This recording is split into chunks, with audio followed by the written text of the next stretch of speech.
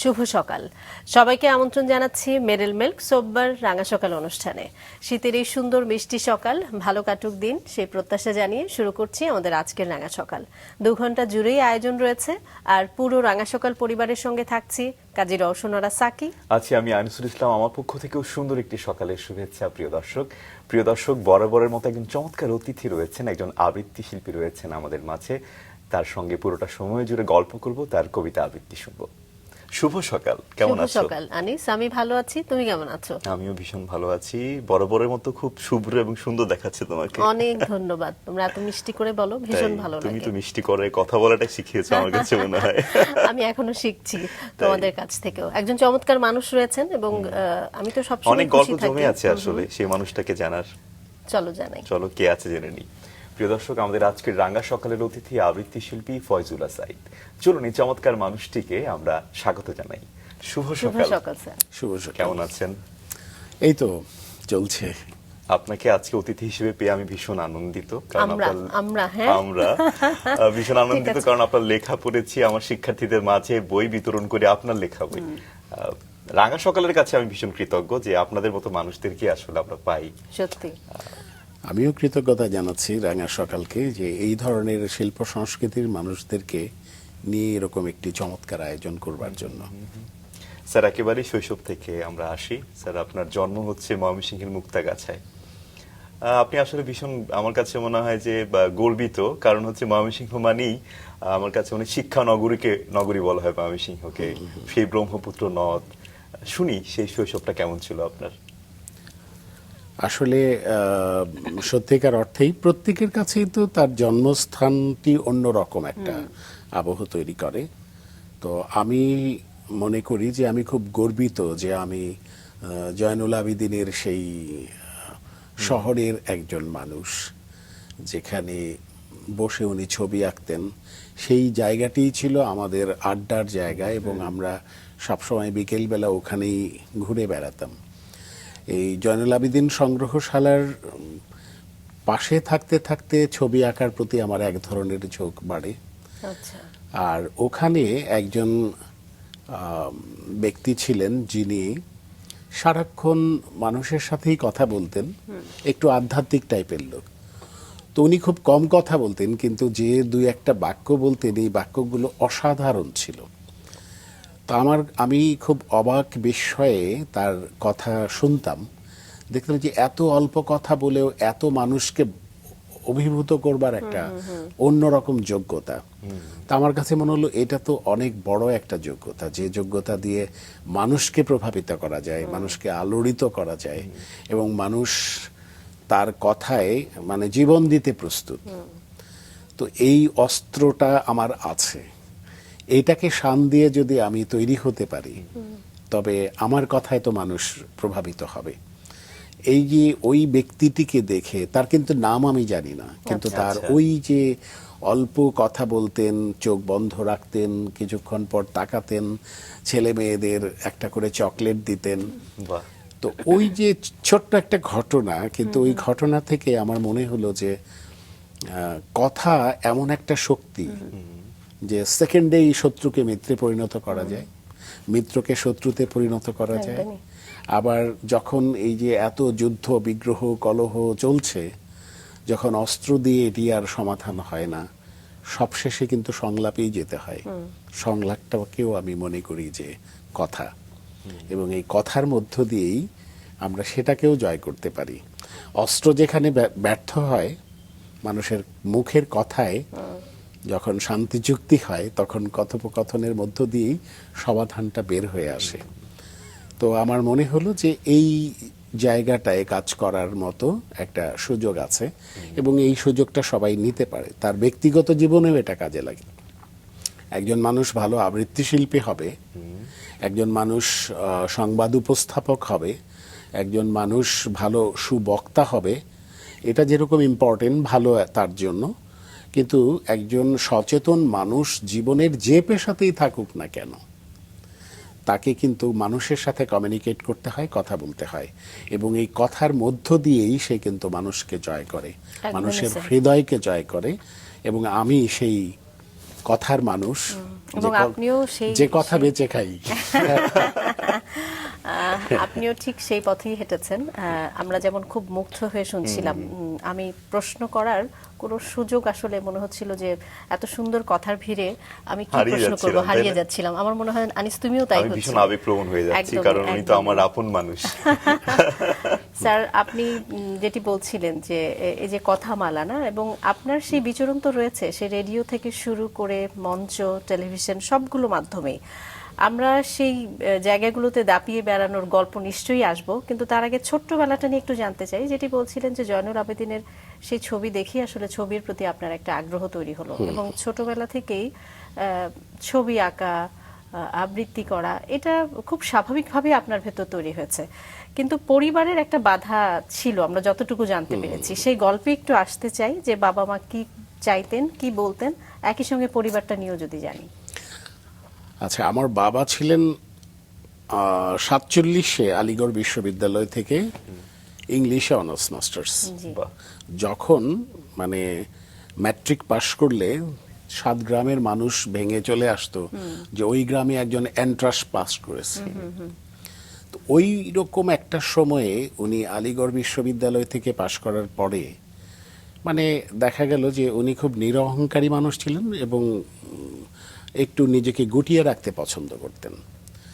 তো উনি এরপরে বাংলাদেশে এসে উনি ঢাকা বিশ্ববিদ্যালয়ে আবার মাস্টার্স করলেন অ্যারাবিকে।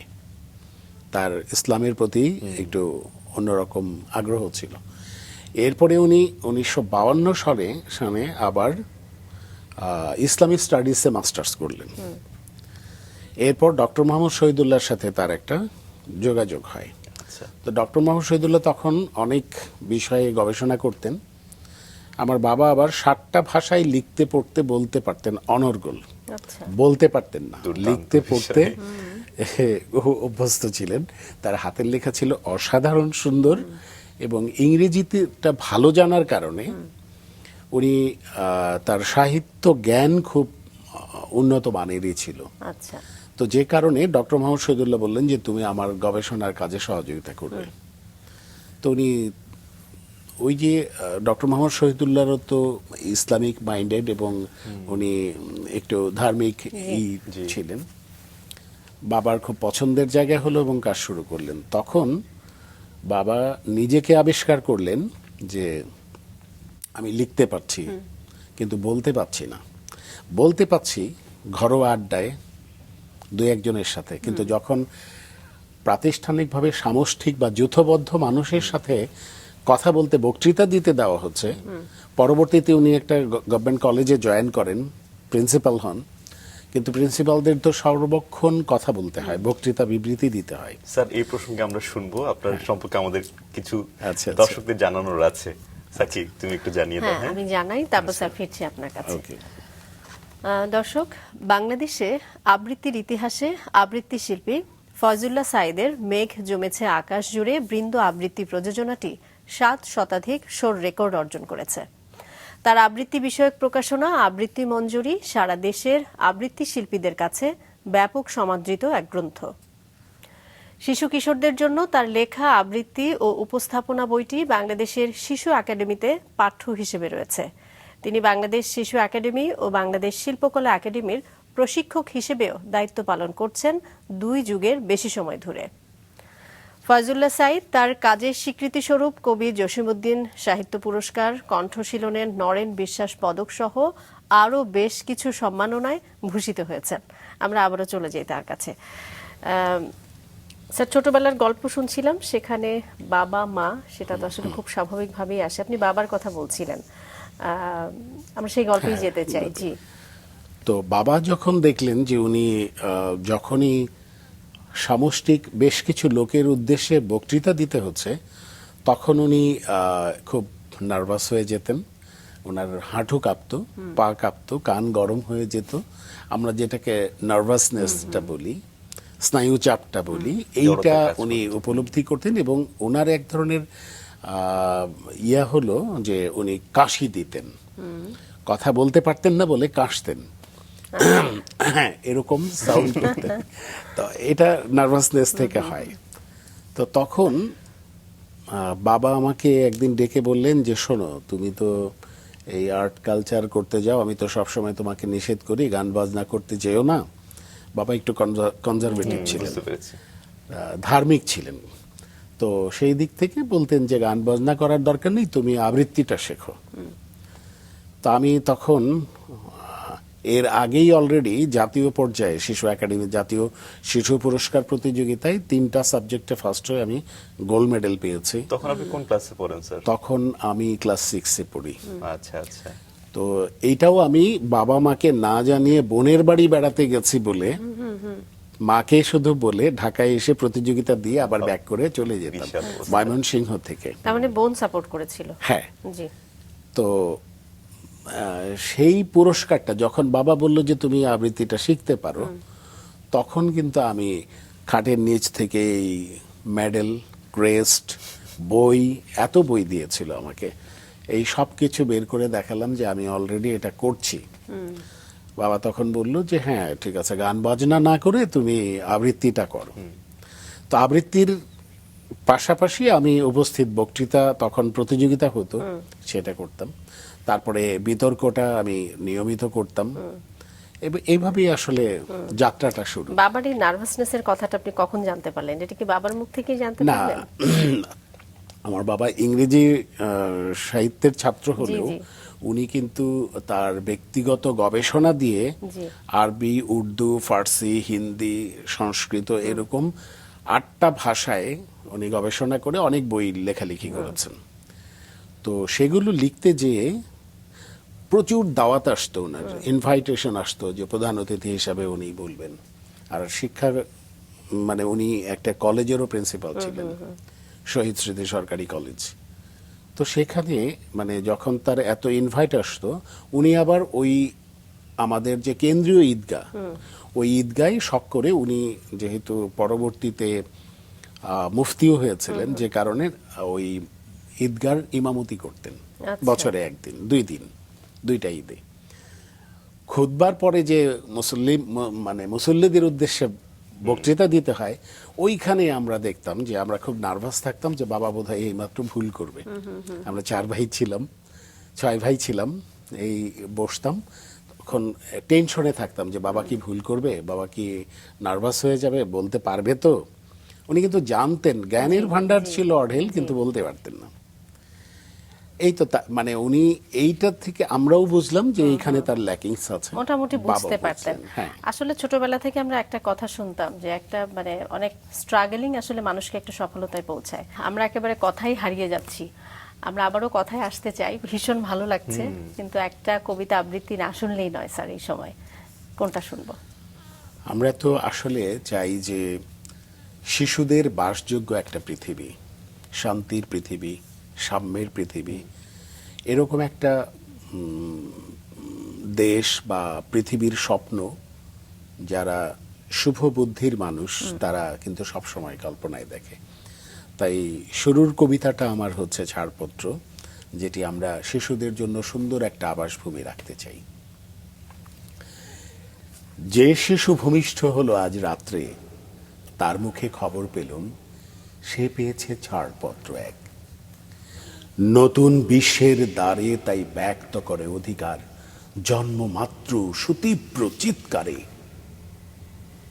খর্বদেহ নিঃসহায়, তবু তার মুষ্টিবদ্ধ হাত উত্তোলিত, উদ্ভাসিত কি এক দুর্বোধ্য প্রতিজ্ঞায়।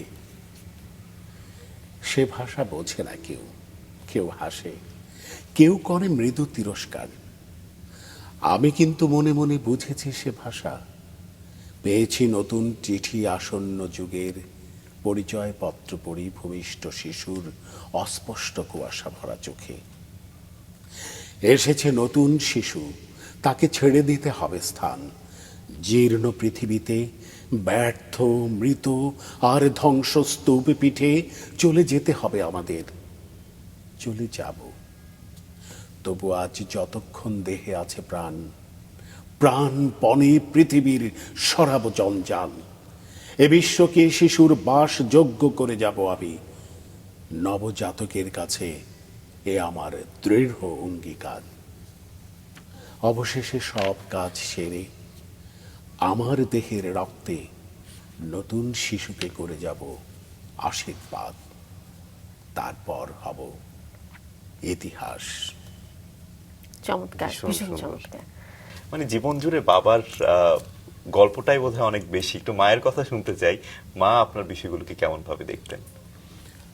আচ্ছা, আমার মা খুবই স্বল্প শিক্ষিত ছিলেন, আচ্ছা, কিন্তু খুব আধুনিক মানুষ ছিলেন। উনি দেখতে যেমন সুন্দরী ছিলেন, মানে আমরা 4 ভাই 2 বোন, কেউই কিন্তু আমার মার মতো হয়নি। তো অসম্ভব সুন্দরী এবং খুব ধীর স্থির শান্ত মেজাজের একজন মা ছিলেন। অর্থাৎ মায়ের যে স্বরূপ, সেটা আবার মাকে দেখলে বোঝা যেত। যদিও পৃথিবীতে সবার কাছে সবার মাই প্রিয়, সেরা। কিন্তু তারপরও মানে মার কণ্ঠস্বর শুনেছে আমার বাড়ির আশেপাশের বা ফ্ল্যাটের কোনো মানুষ কখনো বলতে পারেনি। খুব ধীর স্থির এবং খুব প্রচণ্ড বুদ্ধিমতী একজন নারী ছিলেন। আমার বাবা এত উচ্চশিক্ষিত ছিলেন ওই সময়ে যে আমাদের পুরো জেলার মধ্যে শুধু আমার বাবার নাম বললে সবাই চিনতেন। আপনার বাবার নামটা একটু জানতে চাই। উনি অধ্যক্ষ মাওলানা মোহাম্মদ হিদায়তুল্লাহ। আচ্ছা, তো ওনার নাম বললে সবাই চিনতেন। শিক্ষাবিদ হিসেবে ওনার একটা বিশাল পরিচিতি ছিল এবং খুব আদর্শ জীবনযাপন করেছেন। অনেক ভালো ভালো চাকরি হয়েছে, কিন্তু এই শিক্ষকতা প্রফেশন ছেড়ে কোথাও যাননি। তো বাবার এই যে সিচুয়েশনগুলো, মানে পারিবারিক যে সিচুয়েশনগুলো, এগুলো হ্যান্ডেল করার জন্য আমার মা ছিলেন খুব ব্রিলিয়ান্ট। কিন্তু বাবার পুঁথিগত বিদ্যা ছিল, উনি লেখালেখিতে খুব ভালো ছিলেন। উনি এক রাতে বই লিখে ফেলতে পারতেন একটা, কিন্তু সামাজিকতার যে বিষয়গুলো, এগুলো আমার মা সবসময় মেনটেন করতেন। আচ্ছা, আর আমরা ছিলাম 6 ভাই, এখন আমরা 4 ভাই আছি, কিন্তু 6 ভাইয়ের মধ্যে কেন যেন মা আমার প্রতি তার একটা অন্যরকম দুর্বলতা ছিল। এটা আমার 6 ভাই বলতো যে আমাকে বেশি ভালোবাসে মা। বেশি তাই দেখতেন। কি তাই কি হয় আসলে স্যার? যদিও মার ছিল যে সন্তান আমার সবই সমান, তবে কখনো কখনো সফট কর্নার কাজ করে। এই শব্দটাই কিন্তু উনি কিন্তু ক্লাস 5 পর্যন্ত পড়াশোনা করেছেন, কিন্তু উনি সফট কর্নার তখন আমি প্রথম শুনলাম, ছোট আমরা, মায়ের মুখে। তো সফট কর্নারটা কি, এটা আবার বাবাকে জিজ্ঞেস করার আগে আমাদের ডিকশনারি দেখে নিজেকে শব্দ সম্পর্কে জেনে প্রশ্ন করতে হতো, যাতে বাবা আবার প্রশ্ন করলে আনসার দেওয়া যায়। তো আমি এইটা দেখে মাকে বললাম যে মা, এই শব্দটা আপনি কোথায় পেয়েছেন? আমরা বাবা মাকে আপনি করে বলতাম। তো বলল যে তোমার বাবার কাছ থেকে শুনে। মা অনেক চমৎকার ইংরেজি বলতেন এবং ইংলিশে কনভারসেশন করতে পারতেন খুবই ভালো। ক্লাস 5 পড়ুয়া একজন নারী, তার ইংরেজি শুনলে সবাই মনে করতো যে উনি মাস্টার ডিগ্রি হোল্ডার, উচ্চশিক্ষিত। তো এটি কিন্তু শুনে শুনে, অর্থাৎ মানুষ তো কয়েকভাবে শেখে, একটা পড়ে শেখে, একটা জীবন থেকে শেখে, আর একটা ঠেকে শেখে। তো মা তার জীবন থেকে অনেক কিছু শিখেছে।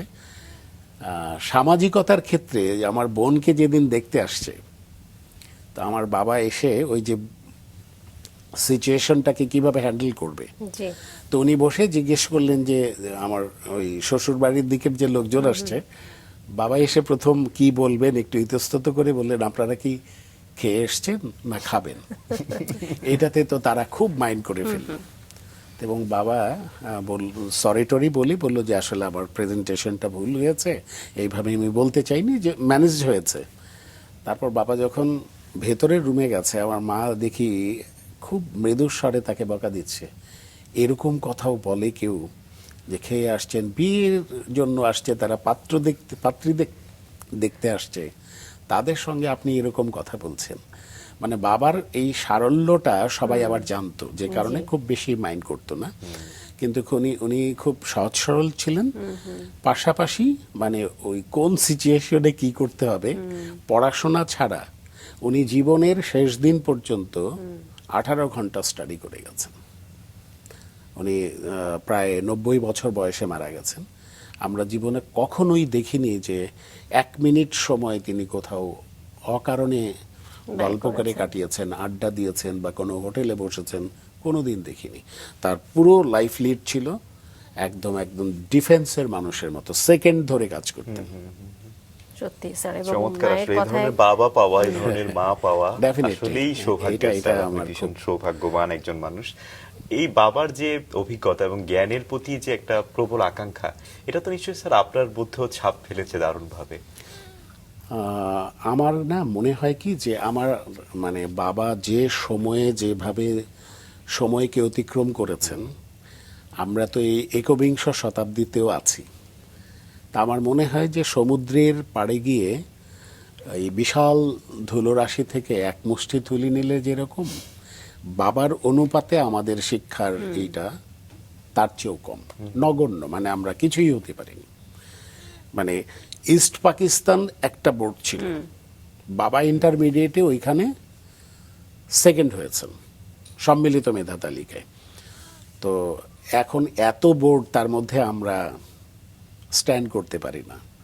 তো এটা বোঝা যায় যে মানে তাদের জীবনটাই অন্যরকম সন্তানরা ছিল। আসলে কখনো বাবার সমান হতে পারে না, মানে এই অর্থে বাবা তো বাবাই আসলে, মায়েরা মায়েরই।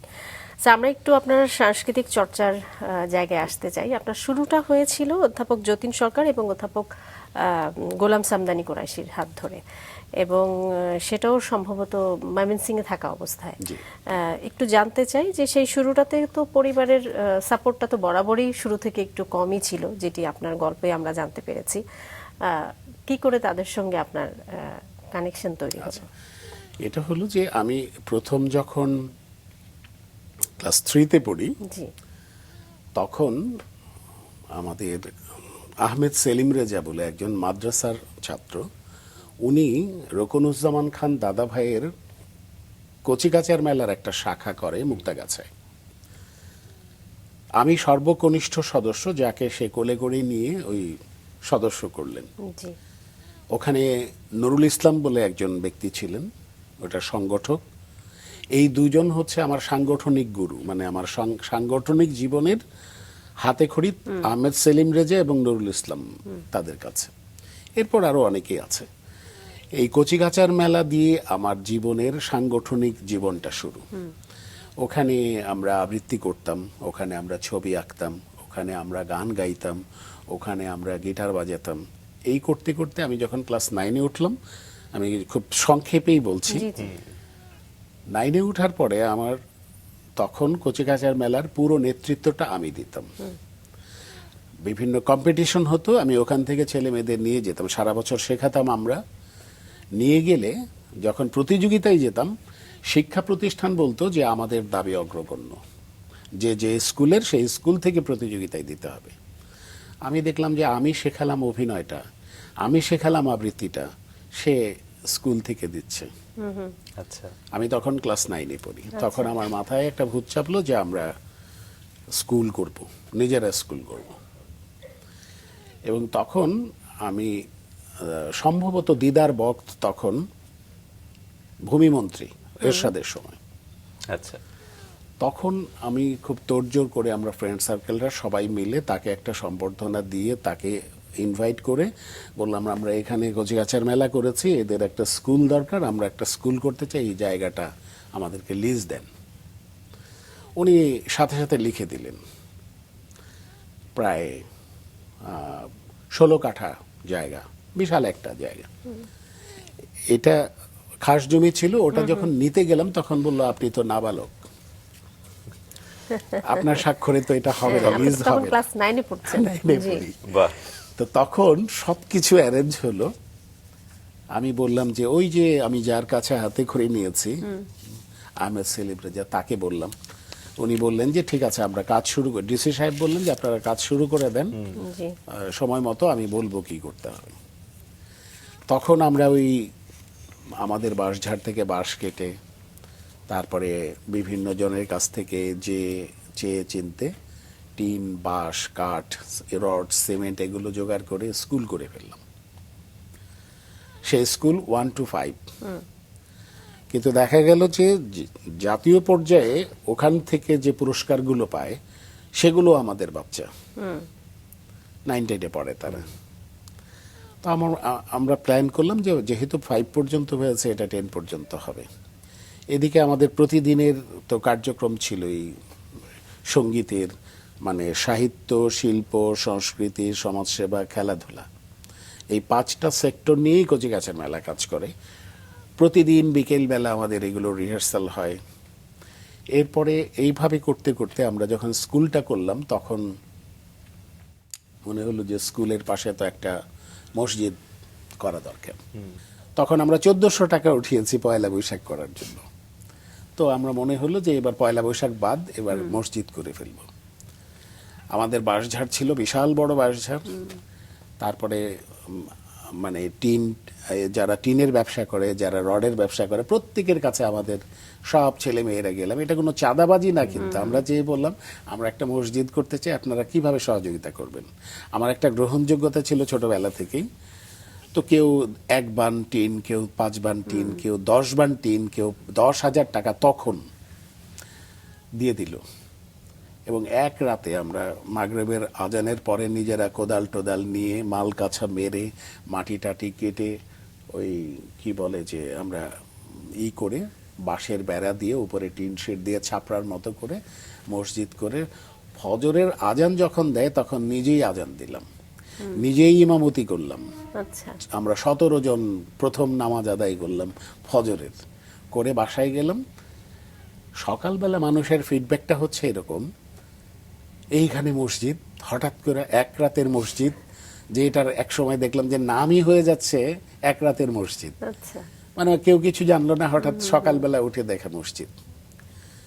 তো তখন প্রতিষ্ঠান তো করা যায়, কিন্তু টিকিয়ে রাখা খুব সমস্যা।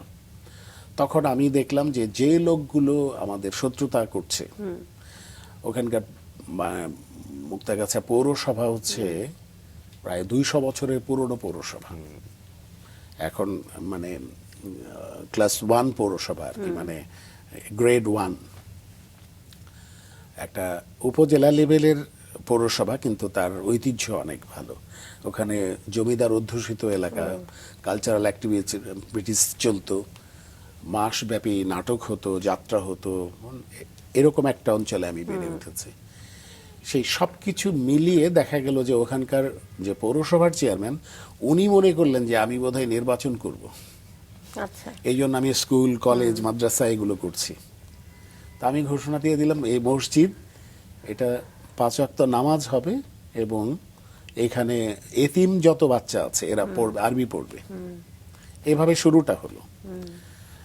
আপনাদের জানাতে চাই যে সেই মসজিদ এখন 5 তলা, বাহ, এসি মসজিদ। বাহ, যদিও আমি এসি মসজিদের পক্ষপাতী না, কিন্তু তারা এটা ব্যবস্থা করেছে, ওখানে পরিচালনা কমিটি করে দিয়েছে। স্কুল চলছে, স্কুল 2004 সালে ময়মনসিংহ জেলার মধ্যে বেস্ট স্কুল হয়েছে। এভাবে ওখানে যাত্রা শুরু। স্কুলের নামটা একটু জানতে চাই। স্কুলের নাম কিশলয় মডেল স্কুল। বাহ। আসলে স্যার, শিল্পী মনে হয় তাদেরকেই বলে যারা শিল্পকে বাঁচিয়ে রাখবার জন্য এই যে এইভাবে আপনি যে যুগের পর যুগ আসলে যারা বাংলা যুদ্ধ করে, সাহিত্যে তো প্রবাদই আছে। আপনি যেটা বললেন না যে আপনি পহেলা বৈশাখ করার জন্য টাকাটা জমিয়েছিলেন, কিন্তু আপনি সেটা দিয়ে একটা মসজিদ করেছেন। অবশ্যই এটা একটা সাধুবাদ জানানোর মতো বিষয়, কিন্তু আসলে এখানে মূল বিষয়টা তো ছিল আসলে আপনার যে শিল্পের চর্চা, সেটাকে আসলে বাঁচিয়ে রাখতে হবে যেভাবেই হোক। আমার মনে হয়েছিল রবীন্দ্রনাথের রবিবার নাটক গল্পে উনি পুজোর জন্য চাঁদা তোলেন, সরস্বতী পূজার জন্য।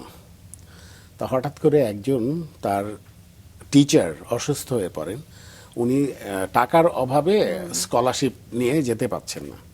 রবীন্দ্রনাথ এই পুজোর সমস্ত টাকা এনে গোপনে তাকে দিয়ে দিলেন। বিভার সাথে অভিকের খুব প্রেম রবিবার গল্পে, কিন্তু দেখা গেল যে রবীন্দ্রনাথকে খুবই সবাই ছিছি করলো, ঘেন্না করলো, যে এত অসৎ, এত ডিসঅনেস্ট। কিন্তু রবীন্দ্রনাথ ডিটারমাইন্ড ছিলেন যে আমি টাকাটা সৎকার করেছে একজন শিক্ষককে, তার স্কলারশিপ নিয়ে বাইরে যাওয়ার জন্য দিতে পেরেছে। মানে আমার মনে হলো যে পয়লা বৈশাখের চেয়ে একটা প্রতিষ্ঠান করা অনেক ভালো। না, নিশ্চয়ই স্যার, আসলে আমি ওই জায়গাটাই আসতে চাচ্ছিলাম যে রবীন্দ্রনাথ তাকে তো আসলে আমরা বইয়ে পড়েছি, কিন্তু একজন ফয়জুল্লাহ সাইদ যিনি আজকে এখানে বসে তার মুখে এরকম একটা গল্প বললেন, এটা আসলে আমাদেরকে ভীষণভাবে আর স্যারকে এত অল্প বয়সে এত প্রভাবিত করেছে উদ্যম আর আসলে। সাহস সত্যি নিশ্চয়ই, প্রশংসনীয় স্যার। নিশ্চয়ই। স্যার আমরা এই পর্যায়ে একটা কবিতা শুনে আসি। আচ্ছা, আমার তো চাওয়া হচ্ছে এরকম যে পৃথিবীর সকল মানুষ সবসময় ভালো থাকুক, সেরকম একটা বিষয় নেই।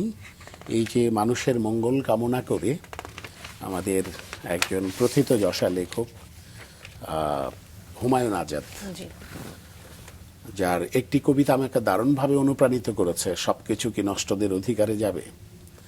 তো সেই কবিতাটি পড়ার পরে তার প্রতি আমার আগ্রহ বাড়ে, এবং তারপরে এই কবিতাটি আমার মনে হলো যে আজকের দিনে খুবই প্রাসঙ্গিক। প্রাসঙ্গিক। ভালো থেকো, এটি হুমায়ুন আজাদের লেখা কবিতা। ভালো থেকো ফুল, মিষ্টি বকুল, ভালো থেকো। ভালো থেকো ধান, ভাটিয়ালি গান, ভালো থেকো। ভালো থেকো মেঘ, মিটি মিটি তারা, ভালো থেকো পাখি, সবুজ পাতারা, ভালো থেকো, ভালো থেকো। ভালো থেকো চর, ছোট কুড়ে ঘর, ভালো থেকো। ভালো থেকো চিল, আকাশের নীল, ভালো থেকো। ভালো থেকো পাতা, নিশির শিশির, ভালো থেকো জল, নদীটির তীর। ভালো থেকো গাছ, পুকুরের মাছ, ভালো থেকো। ভালো থেকো কাক, কুহকের ডাক, ভালো থেকো। ভালো থেকো মাঠ, রাখালের বাঁশি, ভালো থেকো লাউ, কুমড়োর হাসি। ভালো থেকো আম, ছায়া ঢাকা গ্রাম, ভালো থেকো। ভালো থেকো ঘাস, ভোরের বাতাস, ভালো থেকো। ভালো থেকো রোদ, মেঘের কোকিল, ভালো থেকো বক, আড়িয়াল বিল, ভালো থেকো নাও, মধুমতি গাও, ভালো থেকো। ভালো থেকো মেলা, লাল ছেলেবেলা, ভালো থেকো। ভালো থেকো, ভালো থেকো। আসলে আমরা চাই যে পৃথিবীর সকল মানুষ, প্রকৃতি, দেশ ভালো থাকলে আমরা ভালো থাকব। এই কবিতার মধ্যে দিয়ে আমরা তাই বলতে চাইলাম। নিশ্চয়ই স্যার, ভীষণ চমৎকার। স্যার, শিশু কিশোরদের জন্য আপনার একটি লেখা বই, যেটি শিশু একাডেমিতে পাঠ্য, আবৃত্তি এবং উপস্থাপনা, এবং একই সঙ্গে আবৃত্তি বিষয়ক একটা প্রকাশনাও আপনার ছিল, আবৃত্তি মঞ্জুরি, যেটি সারা দেশেও বেশ সমাদৃত হয়েছে। দুটো বই নিয়ে যদি আমরা একটু ছোট ছোট করে যদি একটু শুনতে চাই, যদিও আরো একটা বই রয়েছে যেটা গত বইমেলার লাস্ট ডেতে এসেছে, এবার আবার আসছে, আমরা শুনতে চাই স্যার পর্যায়ক্রমে। আচ্ছা, আমার লেখালেখিতে প্রায় আমার বইয়ের সংখ্যা হচ্ছে 12টা। জি, আমি আসলে প্রথিতযশা কোনো লেখক নই, একেবারে আনকোড়া একজন মানুষ। আমি যখন ঢাকায় আসি, এটা 1994 সন, 94-তে ঢাকায় আসি, তার আগে থেকেই চিঠিপত্রের মাধ্যমে কয়েকজন ব্যক্তির সাথে আমার খুব যোগাযোগ ছিল। একজন হচ্ছে অধ্যাপক নরেন বিশ্বাস, ওয়াহিদুল হক, জয়ন্ত চট্টোপাধ্যায়, শিমুল মুস্তাফা, কামরুল হাসান মঞ্জু। এই মানুষগুলোর সাথে আমি চিঠিতে যোগাযোগ করতাম। তখন টেলিফোন ছিল না, মোবাইল ছিল না। তো গোলাম মোস্তফা, সুবর্ণা আপার বাবা গোলাম মোস্তফা চাচার সাথেও আমার চিঠি চালাচালি হতো। আচ্ছা, উদ্দেশ্য ছিল যে তাদের সাথে আমার একটা যোগসূত্র স্থাপন করি, এবং আবৃত্তিকে মানে প্রাতিষ্ঠানিকভাবে যদি আমি শিখতে চাই তাহলে কি করতে হবে। তো আমি দেখলাম যে সবাই মুখে মুখে শুনে শুনে মেধা যোগ্যতা দিয়ে এটাকে ধারণ করেছেন। তখন আমি নরেন স্যারকে বললাম যে স্যার, আমরা কোন বইটা ফলো করব, যে বই তো নেই ওপার বাংলায়, না বই ভালো নেই। তখন বাংলাদেশে খসরু চৌধুরীর একটা বই ছিল যেটা কতগুলো প্রবন্ধ নিয়ে, ছোট ছোট আবৃত্তি বিষয়ক বই। আচ্ছা, স্যার কেন যেন আমাকে খুব ভালোবাসতেন, উনি একটা ধমক দিয়ে বললেন, তুমি অন্যের বই নিয়ে ইয়া করবা কেন, তুমি নিজে লেখো একটা। আমি বললাম, স্যার আমার তো ওই যোগ্যতা নেই, শুরু করো। স্যার বললেন, শুরু করো, সহযোগিতা করব আমি। তখন আমি বাংলা একাডেমিতে তরুণ লেখক প্রকল্পে কাজ করি। আসাদ চৌধুরী হচ্ছে আমার গাইড। তা আসাদ ভাই আমাকে বলল যে উনি আমাকে তুই করে বলতেন, তুই আবৃত্তির উপরে বই লেখ। কিন্তু ওই প্রজেক্টের মেয়াদ ছিল মাত্র 6 মাস। তো এত বড় একটা বই লিখতে শুরু করলাম, পরে গিয়ে আমি আবার মত চেঞ্জ করলাম যে আমি এখানে একটা ছড়ার বই লিখে ফেলি, পরে আমি ওটা ভালো করে করব, কারণ এটা তাড়াহুড়ো করলে হবে না। এরপরে আমি প্রায় 12 বছর মোটামুটি লেগে থেকে একটা বই লিখলাম আবৃত্তির। এটাকেও অনেকে বলে যে আবৃত্তির পূর্ণাঙ্গ বই, যে সব কিছু আছে, ব্যাকরণ থেকে শুরু করে সব কিছু, ভাব, রস, ছন্দ, তাল, লয়, ছন্দ, ভ্যারিয়েশন, এভরিথিং, প্রজেকশন, প্রক্ষেপণ, সব কিছু মিলিয়ে চ্যাপ্টার ওয়াইজ আমি লেখার পরে এই বইটা প্রথম বছরে 17,000 কপি বই বিক্রি হলো। আমি তো অবাক। যে প্রকাশক পার্ল পাবলিকেশনসের তুহিন ভাই এটা প্রকাশ করলেন, এটা আবার আনিসুল হক এবং সুমন্ত আসলাম তারা বলে দেন, কারণ ওনারা আমাকে চিনত না। তো সুমন্ত আসলাম, বিশেষ করে আলপিনের সুমন্ত আসলাম, উনি তখন শিশু সাহিত্যিক হিসেবে মোটামুটি ভালো নামডাক। আনিস ভাইও খুব ভালো লিখছেন, রম্য গদ্য কার্টুন লিখছেন। ওনারা দুইজন তুহিন ভাইকে বলল, এই ছেলেটার একটা বই আছে, তুমি এটা প্রকাশ করতে পারো। তুহিন ভাই বিনা বাক্যে আমার বইটা নিয়ে ছেপে দিলেন। ছেপে দেওয়ার পরে প্রথম বছরেই 4টা এডিশন গেল। স্যার, ওটা কি আবৃত্তি এবং উপস্থাপনের কথা বলছেন? আবৃত্তি মঞ্জুরি। আচ্ছা, আবৃত্তি মঞ্জুরি, জি। আবৃত্তি মঞ্জুরি মূলত মানে কলেজ পড়ুয়া ছেলে মেয়েদের জন্য এটা, এবং ওটাতে আমি প্রায় 12,000 কবিতা থেকে বাছাই করে আবৃত্তিযোগ্য 350 কবিতাও রাখলাম। জি। ব্যাকরণগত যা যা আছে সবকিছু রাখলাম, যাতে ওই বইটা কেউ পড়লে একজন টিচার ছাড়াও সে বুঝতে পারে যে কিভাবে আবৃত্তির চর্চাটা করতে হবে। অর্থাৎ একটা গাইডলাইন দেওয়ার চেষ্টা করলাম। ওই বইটার সাফল্য দেখে আমার মনে হলো যে ছোটদের জন্য তো কিছু করা দরকার। তখন আমি আবার শিশু একাডেমিতে শেখাই, আচ্ছা, প্রশিক্ষক হিসেবে জয়েন করেছে, শিল্পকলাতেও। তখন মনে হলো যে ছোটদের জন্য ছোটদের মতো করে, যেমন আবৃত্তির একটা সংজ্ঞা, যে অনেক কাল আগে বারবার পাঠ করাকে আবৃত্তি বলা হতো। তারপরে সংজ্ঞার মধ্যে আছে যে বাক্যের শিল্পিত উচ্চারণকে আবৃত্তি বলে। আমি দেখলাম যে এগুলো তো পুঁথিগত বিদ্যা, শিশুদের শেখাতে হলে এটাকে অন্যভাবে শেখাতে হবে। শিশুদের মতো শিশুদের করে। জন্য তখন আপনি আমি কি কাজ করলেন, সংজ্ঞায় লিখলাম যে সুন্দর করে কথা বলাকেই আবৃত্তি বলে। চমৎকার। এর চেয়ে বড় সংজ্ঞা নাই। আপনি শিশুদের জন্য লিখেছেন আবৃত্তি উপস্থাপনা। ওই বইটাতে আসলে আমি যেটা চাইলাম যে আমরা পাঠ্যপুস্তকে যেভাবে পড়ি তার বাইরে গিয়ে ওদের মতো করে কথা বলার একটা ইচ্ছা আমার জাগলো। যেমন বাংলায় 3টা স, 3টা স এর উচ্চারণ স। তা আমি ওদেরকে ওখানে বললাম যে 300 মানে 300, 300 সমান 100 সূত্র দিলাম। তারপরে বললাম যে 300 সমান 100 কিভাবে, পরে দিলাম যে তালব্যস্য, মূর্ধন্য স এবং দন্তস্ব, এই 3টা মিলে 300। 3টার উচ্চারণ একই রকম, এই জন্য 100, অর্থাৎ 300 সমান 100। এরপরে আমি দিলাম উদাহরণ সবিশেষ, একটা শব্দে 3টা স আছে। তো বাচ্চারা দেখলাম যে এটা বিদ্যুতের মতো ক্যাচ করে ফেলে, যে দারুণ তো, মানে একটা শব্দে 3টা স আছে, এরকম গবেষণা করতে গেলে তো 1 দিন 2 দিন লেগে যাবে। চট করে বলে দিলাম সবিশেষ।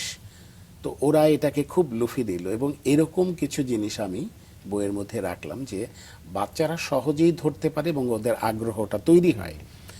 ওইভাবে আমি বইটা লিখবার চেষ্টা করেছি, এবং সেখানে নানান রকমের, মানে শিশু একাডেমির যে ইটা করে, ধরেন অক্টোবর মাসে ওরা বিশ্ব শিশু অধিকার দিবস করে, কন্যা শিশু দিবস করে, ঈদের সময় ঈদের অনুষ্ঠান করে, পুজোর সময় পুজোর অনুষ্ঠান করে, তারপরে 21শে ফেব্রুয়ারি করে, 26শে মার্চ করে, 16ই ডিসেম্বর করে।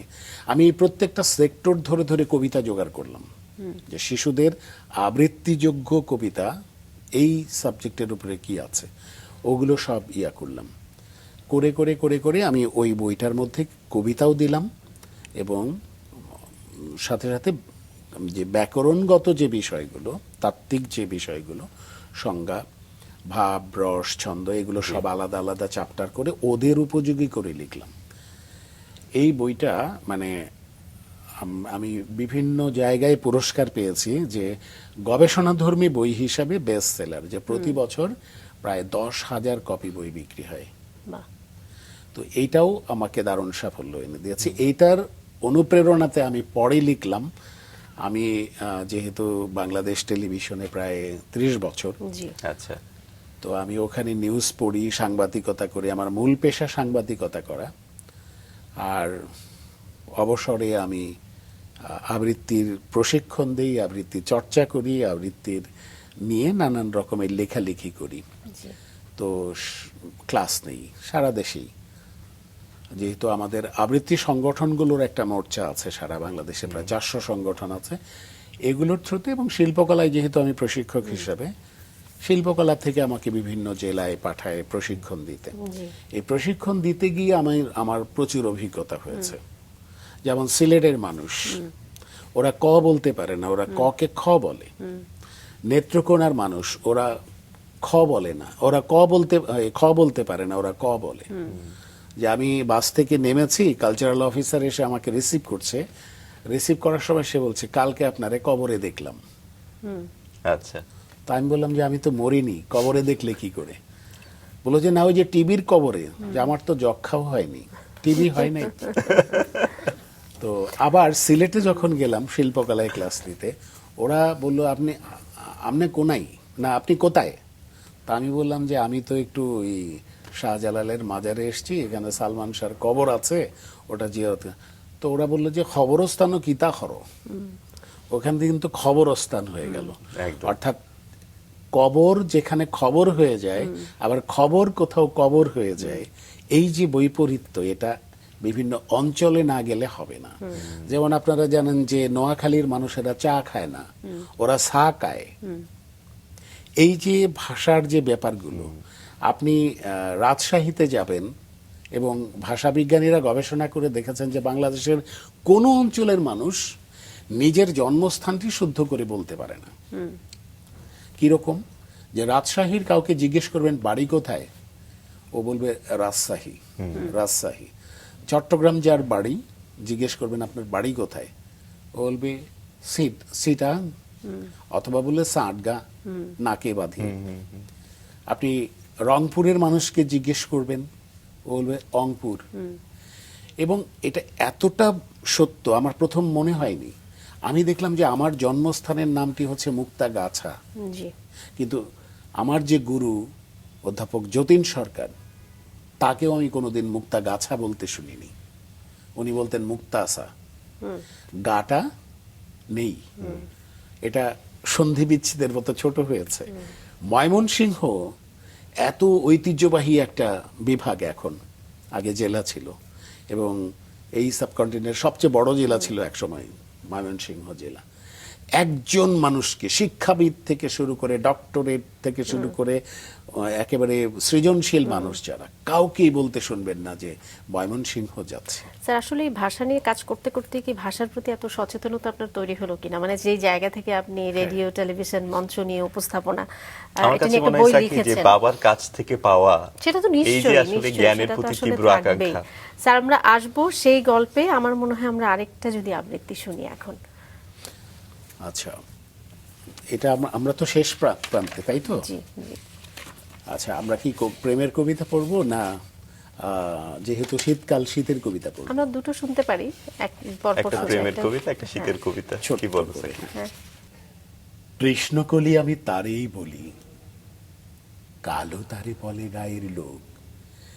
মেঘলা দিনে দেখেছিলেন মাঠে, কালো মেয়ের কালো হরিণ চোখ। ঘোমটা মাথায় ছিল না তার মোটে, মুক্ত বেনি পিঠের পরে লোটে।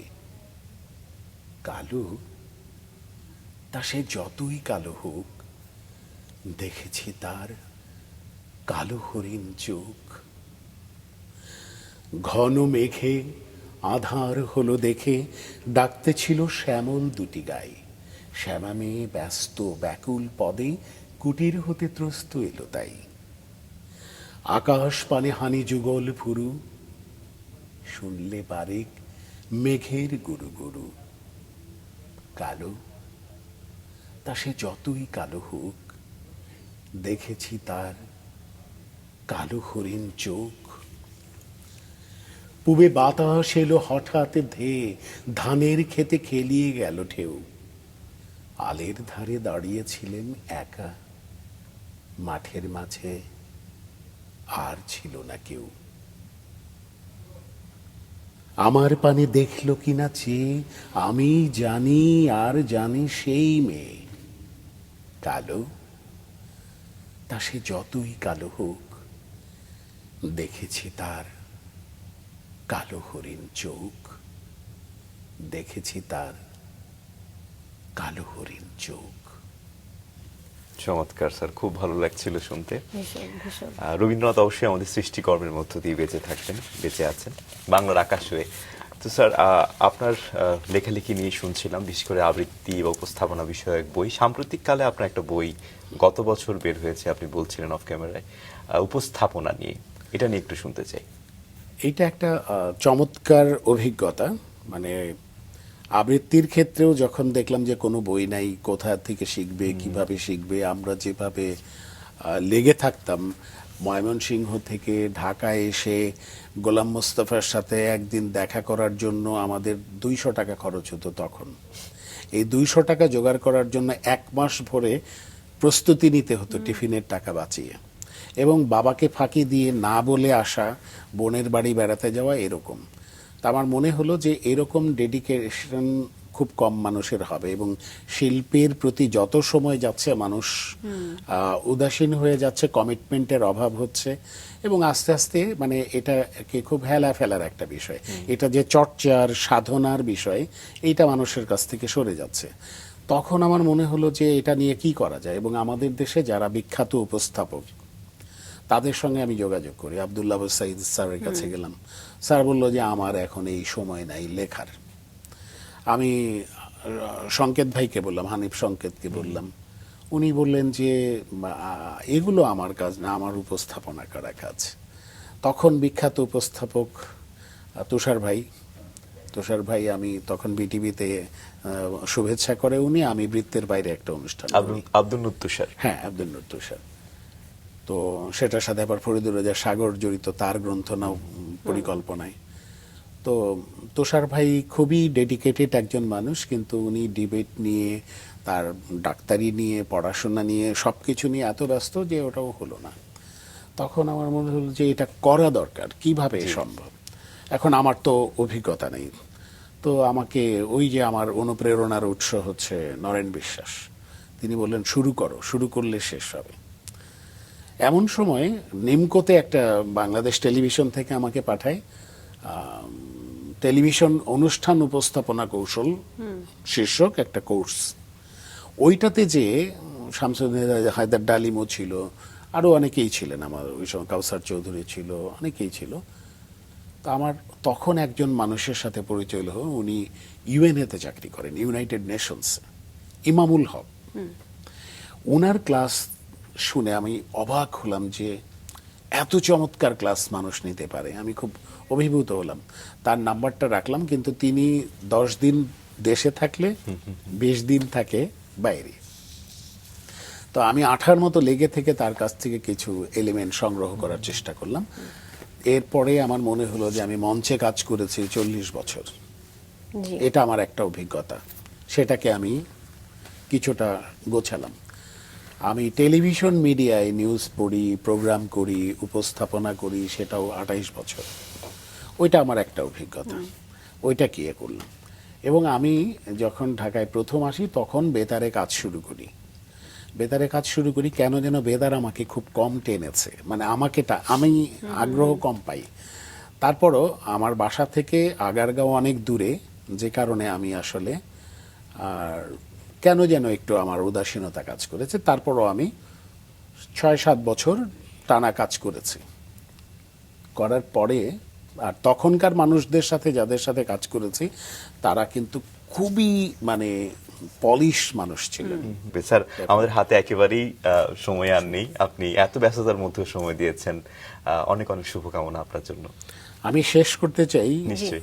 শিশুদের একটা ছোট্ট ছড়া দিয়ে, নিশ্চয়ই স্যার। এই জন্যে যে আমাদের ভবিষ্যৎ প্রজন্ম তো ওরা যারা আবৃত্তি শিখছে, যারা বাংলা ভাষাকে সুন্দর করে উপস্থাপন করবে, এই জন্য আমি শিশুদের নিয়ে কাজ করি বিধায় সকল জায়গায় শিশুদের জন্য একটা নিবেদন থাকে। আমি ছোট্ট একটা ছড়া দিয়ে শেষ করতে চাই। Please, sir. এই ছড়াটা শুধুই শিশুদের ছড়া এবং ছেলে ভোলানো ছড়া। ছড়াটা এরকম, ছড়াটার নাম হচ্ছে ক্যাট, এটি লিখেছেন আমিরুল ইসলাম। বাচ্চারা ছন্দটা পছন্দ করে বিধায় আমরা তাদের মতো করেই এটা দিতে চাই, এবং বেড়াল খুব পছন্দ করে।